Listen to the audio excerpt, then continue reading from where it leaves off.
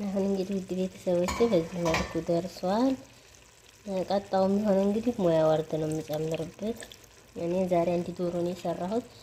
ብዙ ስለሆነ ሩዙም ትንሽ በዛ ስለሚል አንድ ግጥም ነው የጨመርኩበት። ሙያ ወርዱ ይሄ ነው የተጠቀምኩት። ይሄን ነው። የተለያየ ሙያ ወርድ አለ። ያገኛችሁትን አይነት መጠቀም ትችላላችሁ።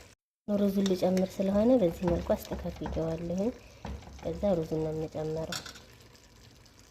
ቤተሰቦቼ ሩዙን ሳበስል ያላሳየኋችሁ በጣም በስራ ቢዚ ነበርኩኝ።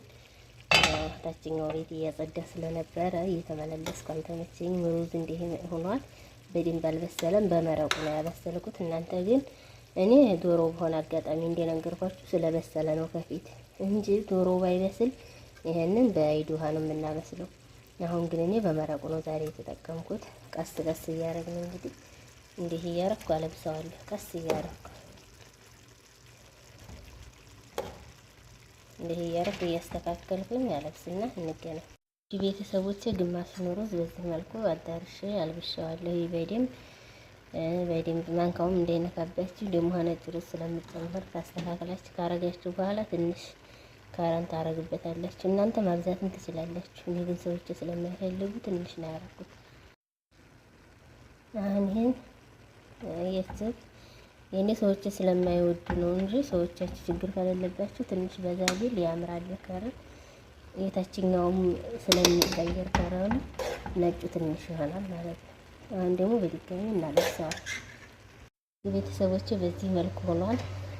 እሳቱን በጣም እስከ መጨረሻው ቀንሼዋለሁ። የንፍና አድርገን እንዲደራችንን ከድነን ለአምስት ደቂቃ ያህል በተቀነሰ ሙቀት እናቆየዋለን። ቀጣው የሚሆነው ማጥፋት ነው። አብረን እናያለን። አሁን ውድ ቤተሰቦች ሩዛችን ትንሽ እየቀረው ነው። 3 ደቂቃ ያህል ከድነዋለሁ። አሁን በደንብ ሲበስል እንትን ይላል። ሩዙ ራሱ ወደ ላይ ቁም ቁም እንደ ማለት ይላል። እና ውድ ቤተሰቦች ይሄ ሩዝ ካቤ ነው ብያችኋለሁ። የጎደለው 3 ነገር አለ ብያችኋለሁ። ከጎደለው 3ቱን ነገር እስኪ አንዱና ሁለቱን ያው ምግብ የምትሰሩ ልጅ የመዳም ቅመሞች አይጠፋችሁም፣ በደንብ ታውቁታላችሁ።